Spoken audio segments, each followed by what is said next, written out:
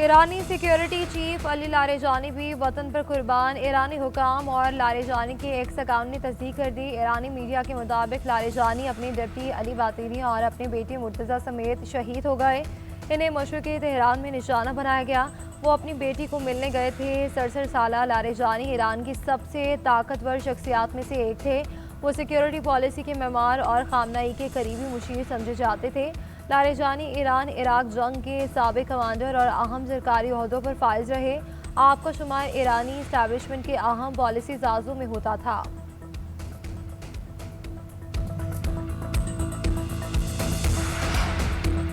अली लारेजानी की शहादत का सख्त इंतकाम लिया जाएगा। ईरानी सदर का ऐलान। शहीद को खराज अकीदत पेश। कहा कि अली लारेजानी का मुल्क की तरक्की और कौमी सलामती, कौमी पॉलिसी साजी में नुमाया किरदार था। वज़ीर ख़ारजा अब्बास अराग़ची का कहना है कि इनफरादी तौर पर रहनुमाओं की शहादत से निज़ाम को हिलाया नहीं जा सकता। ये एक ऐसा निज़ाम है जो इदारों पर कायम है। सबसे अहम शख्स सुप्रीम लीडर है। हमारी सुप्रीम लीडर की शहादत के बावजूद भी निज़ाम को फ़र्क नहीं पड़ा। पासदारान इनकलाब का कहना है कि अजीम शहादा की कुर्बानियों को हरगिज़ फरामोश नहीं किया जाएगा। अली लारेजानी का खून ताकत और कौमी बेदारी का बाइस बनेगा। इसके नताइज सामने आएंगे। दुश्मन के खिलाफ मुज़ाहमत का सिलसिला नहीं रुकेगा। अरब मीडिया ने लारेजानी की शहादत पर तबसरा करते हुए कहा कि अब जंग के खात्मे के लिए मुज़ाकरात का मुमकिन रास्ता बंद हो गया। लारेजानी की शहादत के बाद ईरानी शहरी सड़कों पर निकल आए। शदीद गम और गुस्से का इजहार, बदला लेने का मुतालबा।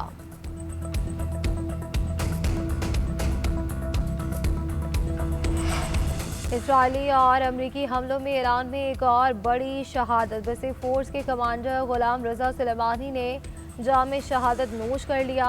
ईरानी हुकाम की तस्दीक। गुलाम रज़ा सुलेमानी 6 साल से बसे फोर्स की क़यादत कर रहे थे। गुलाम रज़ा सुलेमानी ने बसे फोर्स को मजबूत और फ़ाल करने में अहम किरदार अदा किया।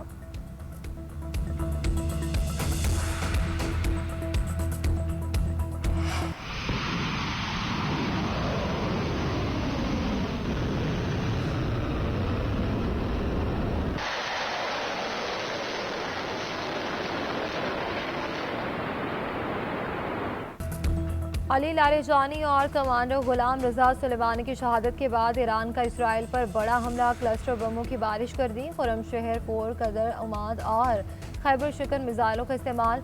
इसराइली दिफाई निज़ाम दिफा करने में नाकाम। बाज़रानी इनकलाब का 230 से ज़ायद सेहूनी फौजी हलाक और ज़ख्मी करने का दावा। कहा यह कार्रवाई शहीद लारेजानी और साथियों का इंतकाम है। इसराइल के मुताबिक फौजी और सिक्योरिटी अहदाफ तबाह। 100 से ज़ायद अहदाफ पर कामयाब से बमबारी की।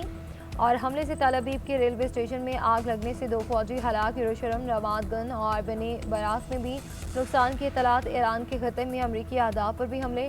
सऊदी अरब और कुवैत पर ड्रोन और मिसाइल हमलों का सिलसिला जारी। दोनों मुल्कों के हुकाम का कहना है कि ड्रोन और मिसाइलों का जवाब दे रहे हैं। बगदाद में अमरीकी सिफारत खाने के करीब एक और ड्रोन हमला। अरब मीडिया के मुताबिक ड्रोन तैयारा अमरीकी सिफारत खाने के हाथे में जा गिरा। हिजबुल्लाह का भी इसराइल पर हमलों का ऐलान। एयरबेस पर बहरी यूनिट को निशाना बनाया गया।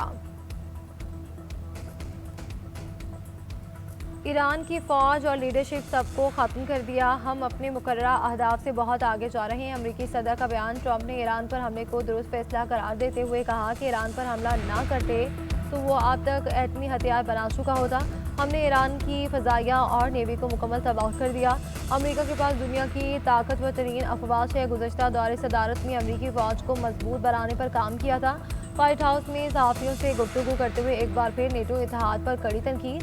बोले कि अपना हुर्मुज़ में फ़ौज भेजने के मुतालबे पर नेटो का रवैया मायूस कुन है। नेटो ईरान जंग में साथ ना देकर अहमकाना गलती कर रहा है।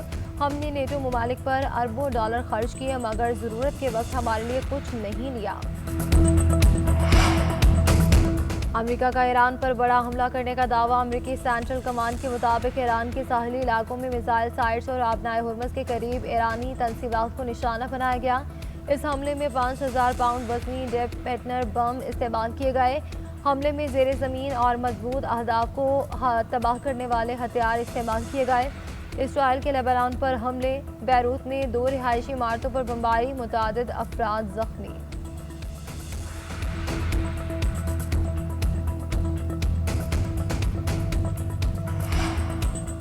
ट्रंप इंतजामिया को ईरान जंग पर बड़ा झटका। अहम ओहदेदार मुस्ताफी। अमेरिका के नेशनल काउंटर टेररिज्म सेंटर के सरबराह जोकेंट ने ओहदे से इस्तीफा दे दिया। सोशल मीडिया पर जारी बयान में कहा कि ईरान की जानिब से अमेरिका को फौरी तौर पर कोई खतरा नहीं था।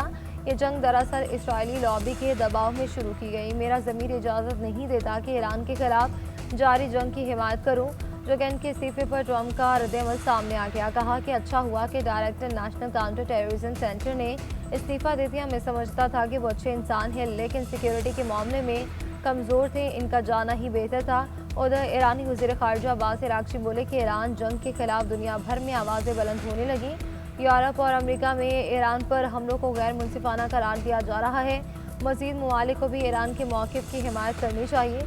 जंग के असरात दुनिया पर मुरतब हो रहे हैं। रूस ईरान के साथ सैटेलाइट इमेजरी और ड्रोन टेक्नोलॉजी शेयर कर रहा है। अमेरिकी अखबार वॉल स्ट्रीट जर्नल का दावा। रिपोर्ट के मुताबिक रूस ईरान के साथ इंटेलिजेंस शेयरिंग और फौजी ताउन बढ़ा रहा है और तेहरान को खत्ते में अमेरिकी फोर्सेस को निशाना बनाने में मदद के लिए सैटेलाइट तस्वीर और जदीद ड्रोन टेक्नोलॉजी फराहम कर रहा है।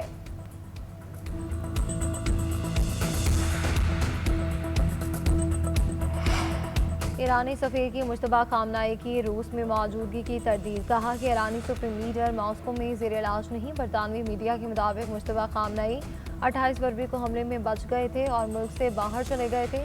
टेलीग्राफ ने मुश्तबा खामनाई के प्रोटोकॉल हेड की मुबैना ऑडियो भी जारी कर दी। ऑडियो में बताया जा रहा है कि मुश्तबा खामनाई वालिद के साथ उस इमारत में मौजूद थे जहाँ इसराइल ने हमला किया। वो हमले से चंद लम्हे कबल कमरे से उठकर बाहर चले गए थे, जिसकी वजह से वो हमले की शिद्दत से महफूज रहे। हमले में मुश्तबा खामनाई की टांग पर जख्म आए।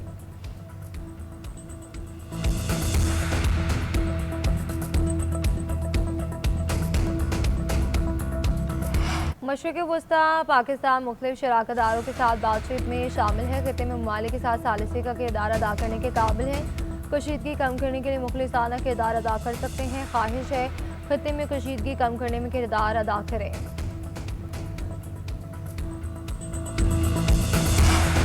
अफगान तालिबान रजीम का पाकिस्तान के खिलाफ गुमराहकुन और मन घड़त प्रोपेगेंडा बेनकाब। दहशतगर्दों के ठिकानों की तबाही और इबरतनाक शिकस्त के बाद हज़ीमत छुपाने के लिए झूठ का सहारा लेने लगे। अफगान मीडिया ने अपनी ही हुकूमत का भांडा फोड़ दिया। रिपोर्ट्स के मुताबिक पाक फौज के फ़ज़ाई हमले के दौरान हलाकतों और खून के आसार और बड़ी तबाही के निशानात नहीं मिले।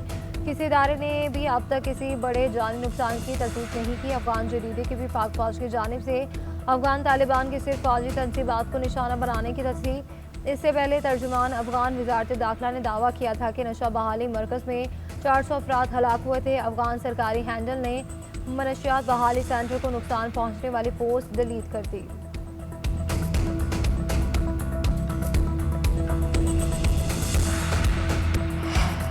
अफगानों की मेज़बानी हमारी तारीख की सबसे फाश गलती थी। मौसम कुछ लोग इस रियासत पर हमला आवर हैं जिसने 50 साल से इनको पनाहगाहें दी हैं। ये जो वादा करते हैं इसे निभाते नहीं हैं।